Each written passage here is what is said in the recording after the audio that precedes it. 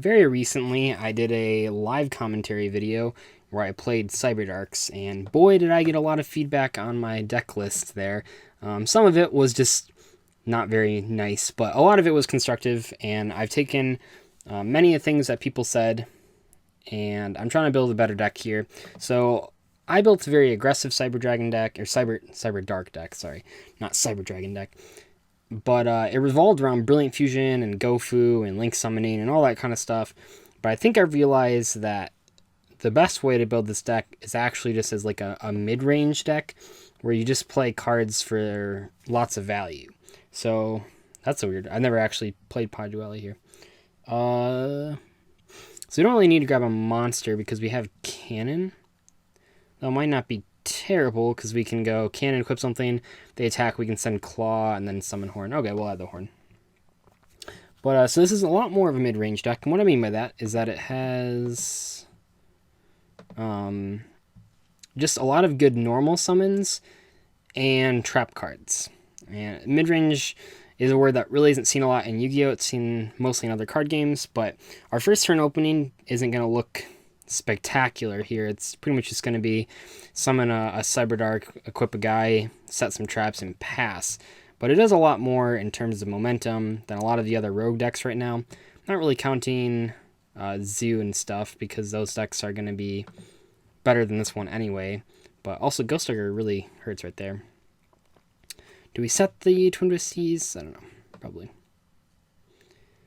This play really opens us up to Twin Twisters, but also I don't want to discard the Horn. I'd rather discard the Quaking. But yeah, so the goal of this deck is just to have good normal summons, good traps, and then whittle our opponents down.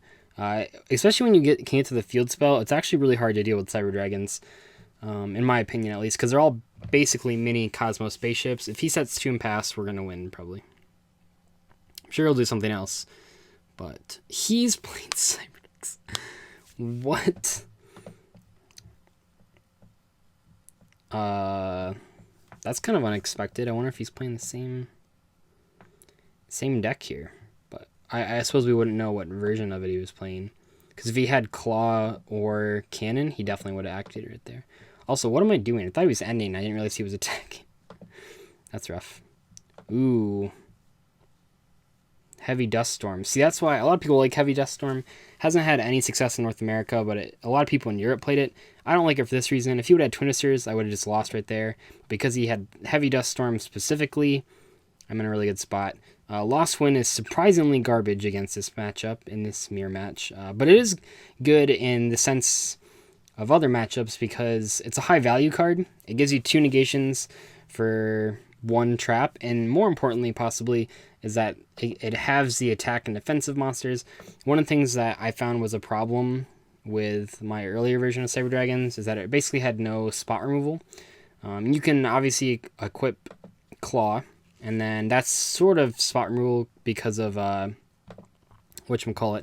Entity Natis, but other than that there wasn't a lot of things, and that's sort of not quite the same level of spot removal as most people want because it's battle-related spot removal. It's not something you can just activate. So the Lost Win, though, because it can have the attack of something, it makes it really appealing in this deck because our attack pretty much caps out at 2400 unless you can Fusion Summon. Fusion Summons don't happen super often, so... the other cool thing here is that Quaking Mirror Force is absolutely crushing in this matchup, even if he does manage to summon stuff, because it gets around all 3 protection effects: protection from battle, protection from targeting, protection from destruction. So, and it will get the equip monster off it. So, oh yeah, Lost Wind's pretty garbage in this matchup. A lot of people suggested some other cool things to play with Cyber Dragons, or keep saying Cyber Dragon, Cyber Darks, I should say. Ooh, wait, do I even want to Quaking that? I don't think so. Because then he just adds back a guy.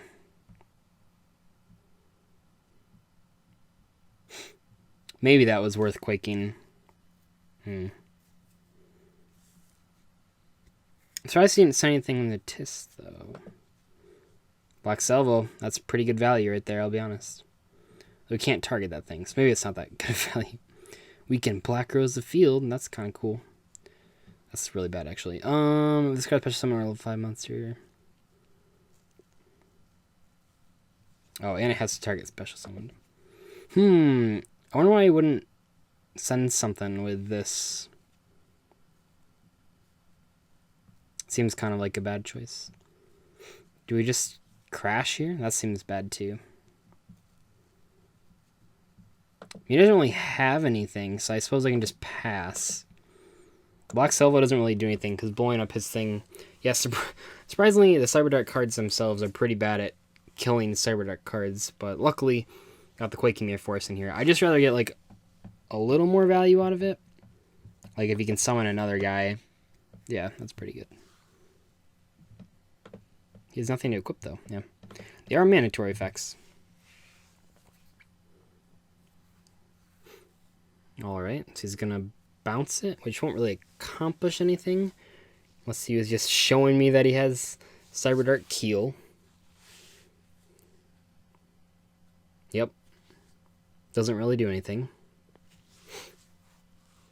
We'll see what he has. So basically, it's now to the point where if he attacks, Quaking Mirror Force just has insane value because I'm booking 2 guys instead of just 1. So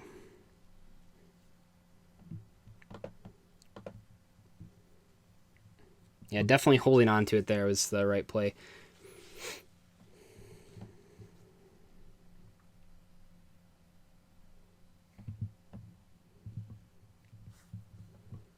Oh man, that's really good. See, now we just have all the tempo. I guess I don't think Cyber Dragon, or I keep saying Cyber Dragon. Gotta get Cyber Dragons out of my head. Maybe I should play Cyber Dragon deck, but I don't think that the Cyberdark Mirror is too much about like big monster. You're gonna max see that? Bro, what? Well, he just threw the game basically then. That was terrible. He doesn't know what his own cards do. But I think this is just entirely tempo based. Although I kind of want to get, let's see. I think the claw effect is better than the cannon effect in this situation.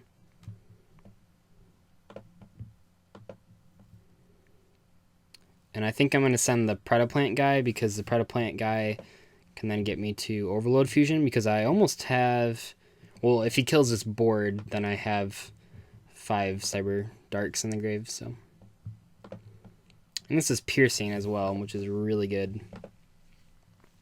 He's basically just in a spot where even if he draws like something, he doesn't really have a great play. So Predaplant guy. Yeah, I also cut a lot of the fusion cards. Obviously, I cut Brilliant Fusion. I believe I cut Refusion as well. Oh, it just tells you the whole deck right there. That's cool. Anyway. So I cut Refusion, I cut Brilliant Fusion, but I cut the Cyberdark Impact and Overload Fusion as well, so. Well, not all of the copies, but just some of them.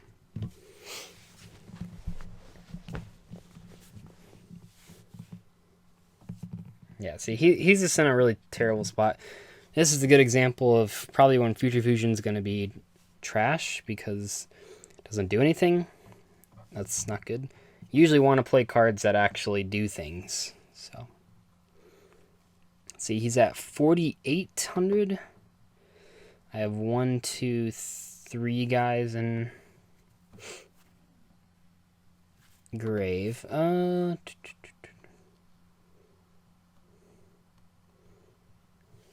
I do kind of care about the million. Well, not really, I guess.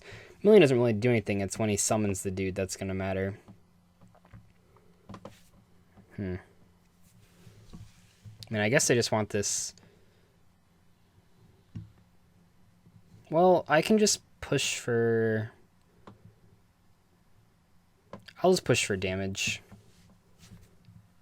We don't really need another field spell. We don't really need Cyberdark Impact either. Because I don't actually want to shuffle the cards back because we want to use the Overload Fusion. And then this will not only take care of the little guy, it'll also pop the Future Fusion, because Future Fusion's terrible. It really is. Like, even in... So in the competitive sense, it's obviously really terrible against... whatchamacallit, Trident and Masterpiece. But I mean, its deck's going to naturally lose to those decks anyway, so it's not super relevant. But even on like a casual sense or a rogue sense of Cyberdark mirror matches, it's pretty bad. So don't play Future Fusion.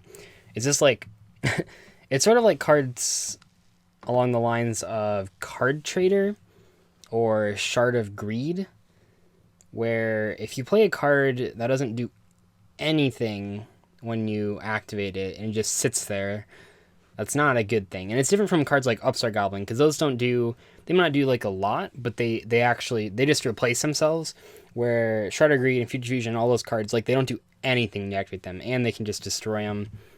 It's really bad. Pretty sure there's no way you can come back from this, by the way. Like, that's fine. Because, see, the problem here for him, I don't think he plays Natis, which makes this way easier. Oh, he only plays 5 cards in the extra deck. I just realized that. Probably should play more than 5 cards in the extra deck. Because Claw doesn't really do anything. I can understand. It's kind of weird that he knows about cards like Max C, Solemn Strike, and Ghost Ogre, but only plays 5 cards in the extra deck. Which might sound like I'm ragging on him here, but it kind of seems like it's like he net decked half the deck. Because if you have the know-how to know about those cards, which aren't, I mean, they're not really casually oriented cards, and Heavy Stormduster is actually pretty new. You would think that you would know about like extra deck monsters, but I don't know, maybe not. So we have 4 guys in grave. I mean, we can. That's a really bad play, but we could bounce this guy.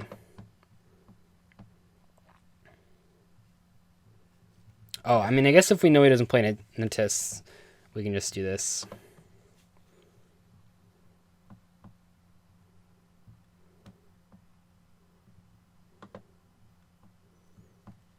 Not Black Rose. Oh, God. We're just summoning... I mean, Black Rose technically would work, because we're just summoning a monster to have attack points, basically.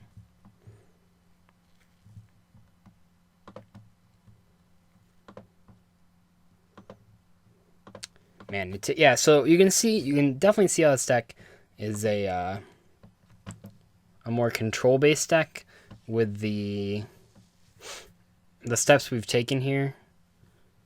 Can I... That's so confusing, because I'm still in the Chinese mode, which is kind of tough for me, because I don't know what's happening. So he is using his, though. I wonder what he's going to send. Quasar? That doesn't do anything, though.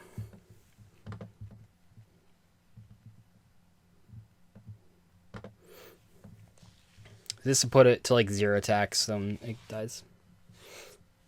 Well, actually, it'll be exactly 1600. So I guess we didn't need the... Well, I didn't realize that he was going to... I don't know. Yeah, do your stuff. You're just going to die as soon as this attack is over with. So, yeah, we did it. We beat someone. We're the best.